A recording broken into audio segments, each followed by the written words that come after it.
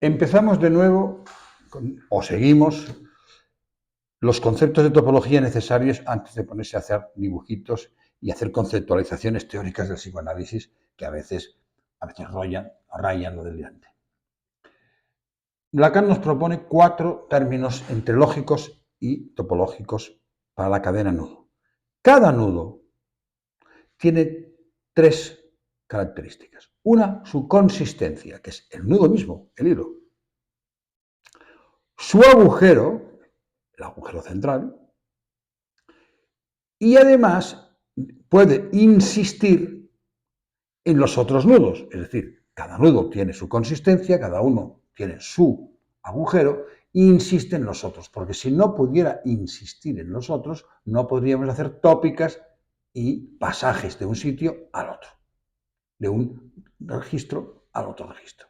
Con lo cual se puede decir que si uno insiste en el otro le existe. Es decir, cada uno existe a los otros dos e insiste en esos dos. ¿Vale? Existencia con guión, existencia. Son los 4 términos que son fundamentales para entender. Por ejemplo, la insistencia de lo simbólico sobre lo real, medido a través de lo imaginario, es el inconsciente. El inconsciente son simbolizaciones mediante lo imaginario de lo real.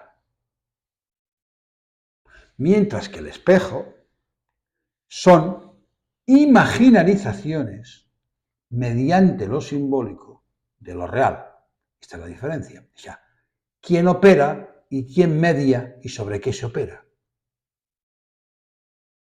Son los ejemplos más clásicos freudianos. Freud no lo plantea así porque utiliza Borstelund para todo y eso ha complicado mucho las cosas.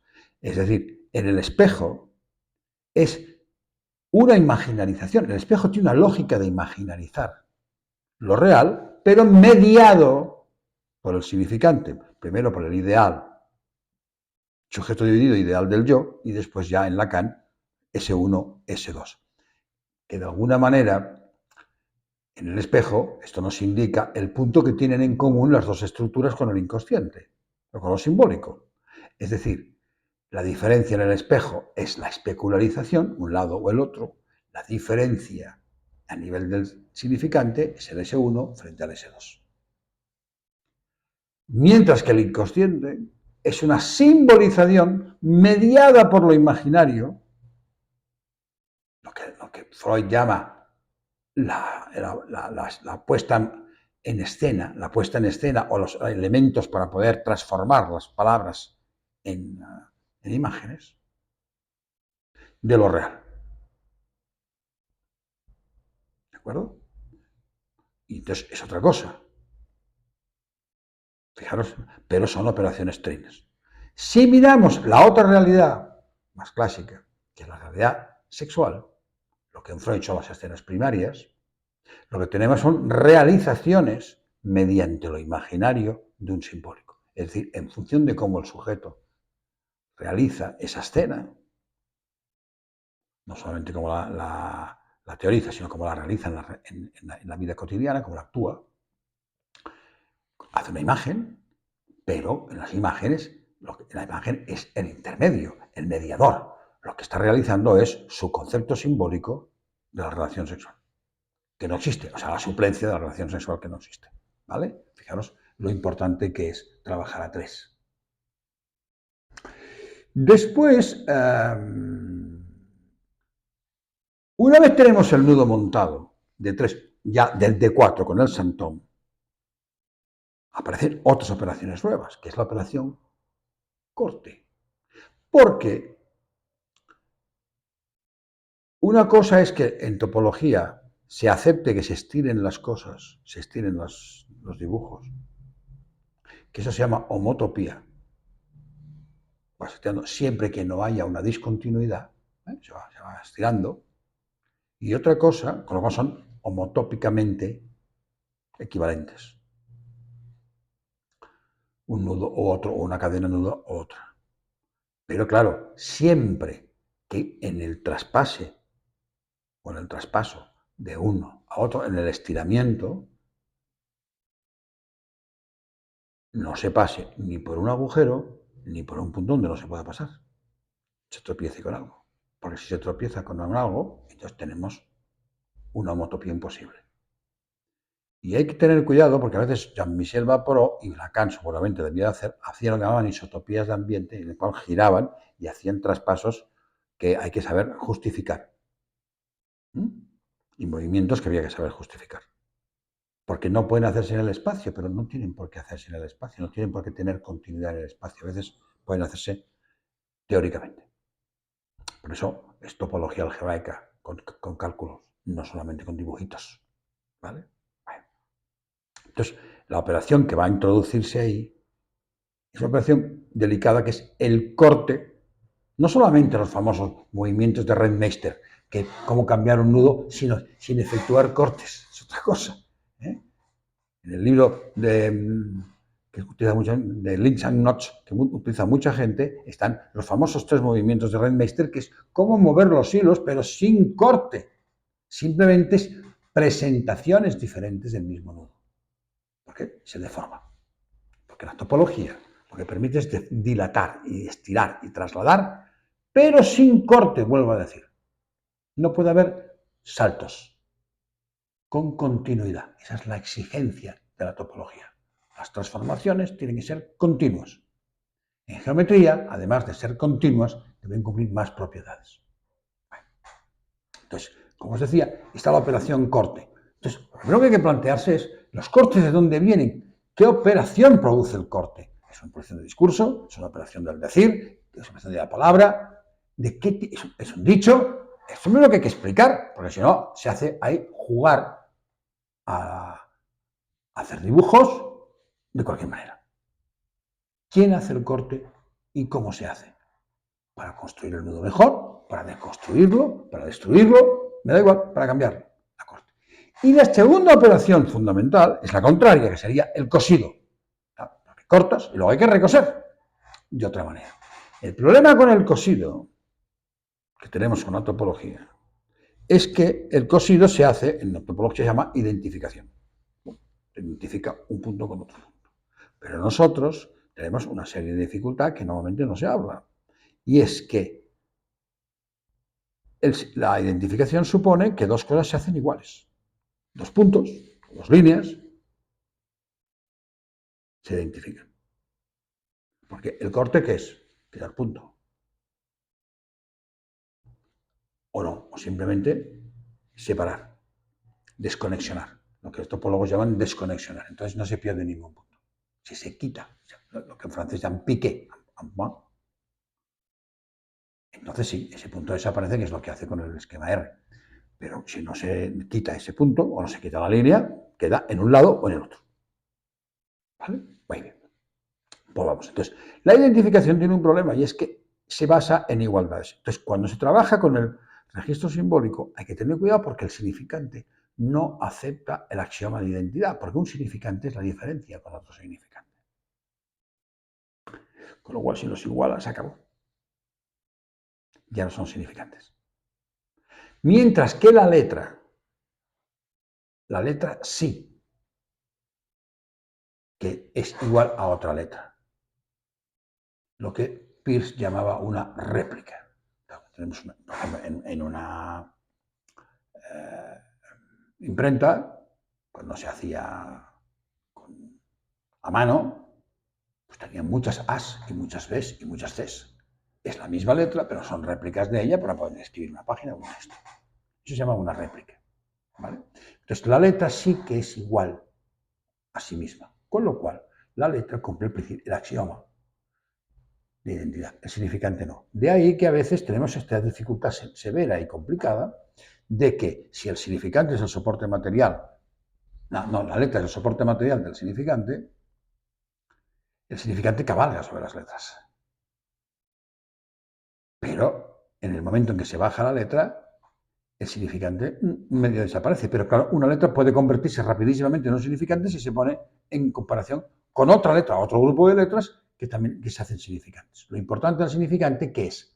El hueco entre un significante y el otro. ¿Y eso qué significa? Eso significa que el espacio del significante es denso. Es decir, entre un significante y otro existe siempre otro significante, pero deja agujeros. Esos agujeros son fundamentales, porque son los agujeros que Lacan había utilizado para el deseo, nada más ni nada menos. En ese agujero aparecía el objeto metonímico. Lo que quedaba por significar era el deseo. Bueno, seguimos. Ha habido un pequeño corte en el vídeo. Entonces, la diferencia con el goce, que estamos con el nudo ya, sobre todo el de 3, el famoso nudo de 3 de goce, el escrito a la tercera, es que el espacio del goce que nos va a proponer Lacan, entre simbólico y real, ya no es denso, es compacto.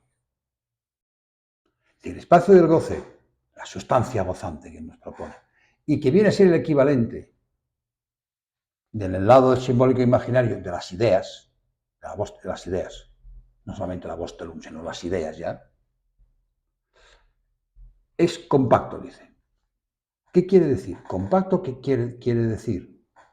Que no tiene agujeros. Es decir, aunque entre un significante y otro, o entre una letra y otra, porque ahí va a utilizar la teoría de la letra,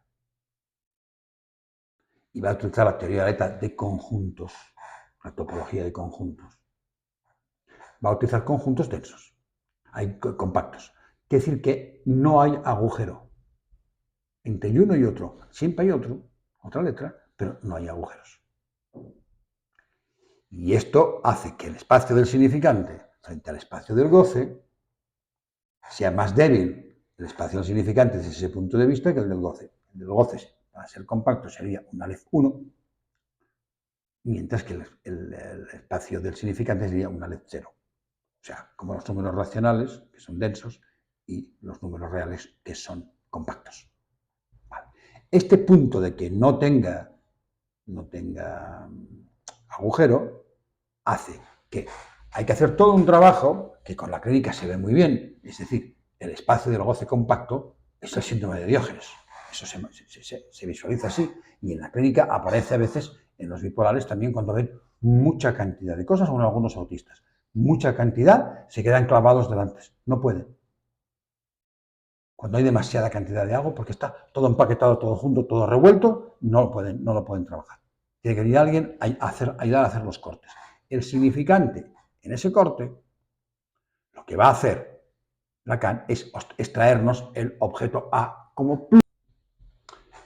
Es decir, fijaros la importancia que tiene esto. Es decir, a nivel del significante y la demanda que venía de la necesidad, Lacan obtiene la causa del deseo, pero la obtiene con el significante y la obtiene una de las caras del objeto A de lo denso. Mientras que para el plus de goce, la otra cara, la obtiene de lo compacto.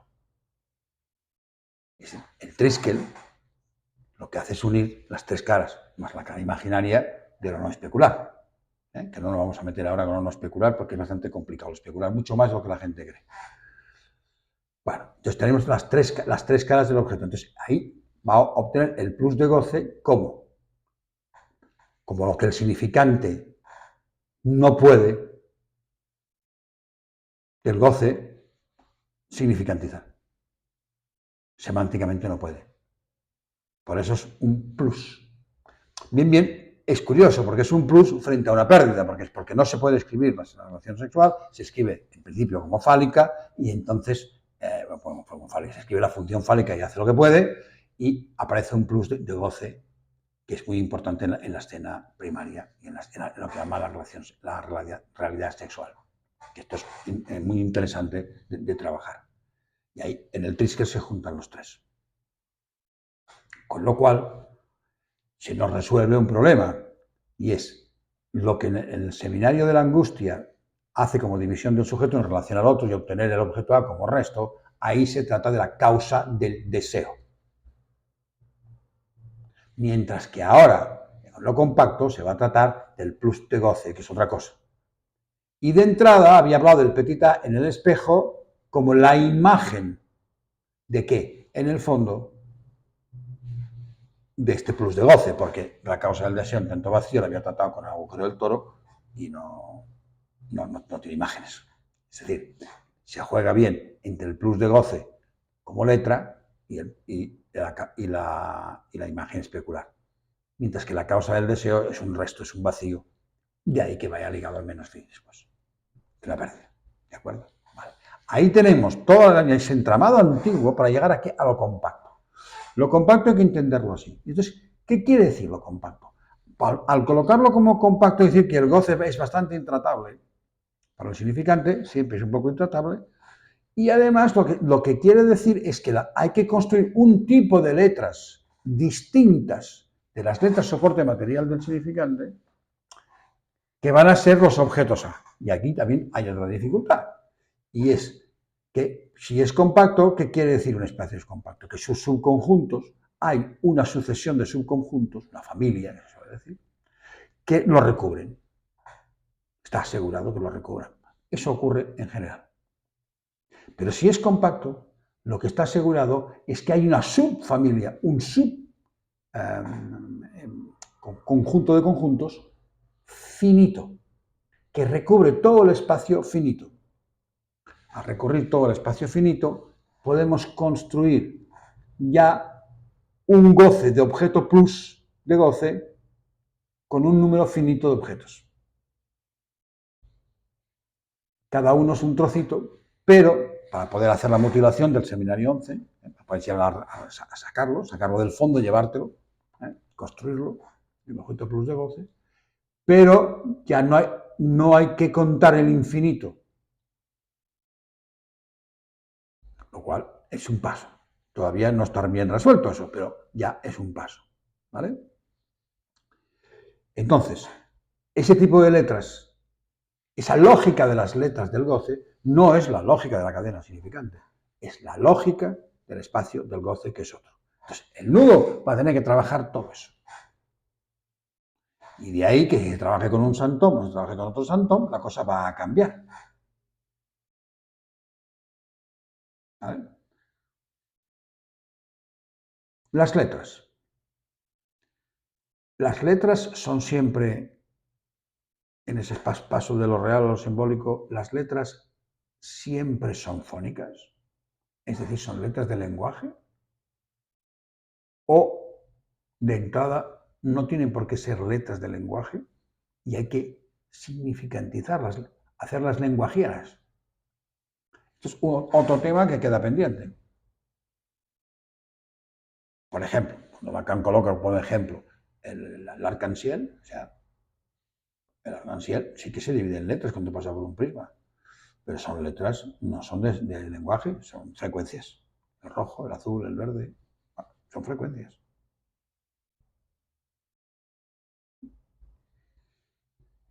Por ejemplo, cuando en el seminario 20 dice que uno tiene que enseñar a leer al analizante lo que se ha escrito, y ahí os remito al seminario y a los vídeos sobre la lógica de lo real, los vídeos de la escritura,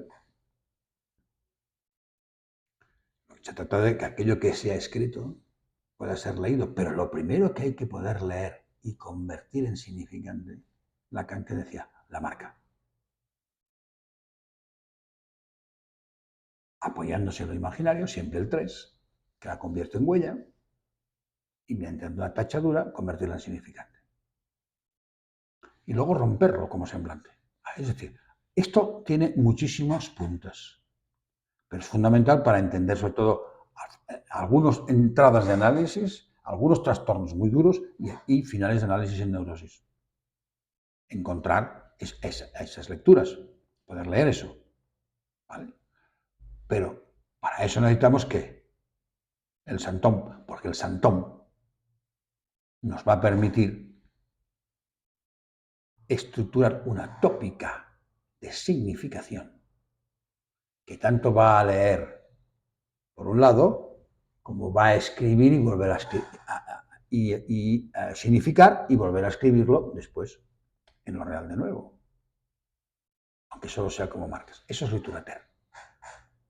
Es el camino contrario. El camino de Luterater es de lo simbólico a lo real, del saber al goce. no exactamente lo real, sabe el goce, pero luego poco a poco coloca la tercera operación, que es el Rabbi-Nimon, que es el paso al rayado del goce, ¿vale? De lo real. Introduzco todo este tema de terminología, que es a veces es un auténtico carrusel, porque si no, se pone una dibuja y lo que está haciendo es jugar al corto y pega de los niños pequeños para ver la clínica. Otra cuestión que hay que tener en cuenta, que una cosa sea topológicamente posible no significa que clínicamente signifique nada. Y ahí lo dejo.